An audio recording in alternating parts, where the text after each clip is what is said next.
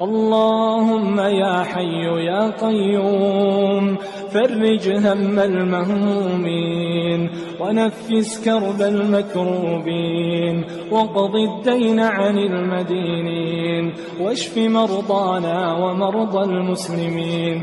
اللهم عجل بشفائهم، اللهم داوهم بدوائك، اللهم ألبسهم لباس الصحة والعافية واجمع لهم ما بين الأجر والعافية يا رب العالمين. اللهم اغفر للمؤمنين والمؤمنات والمسلمين والمسلمات الأحياء منهم والأموات.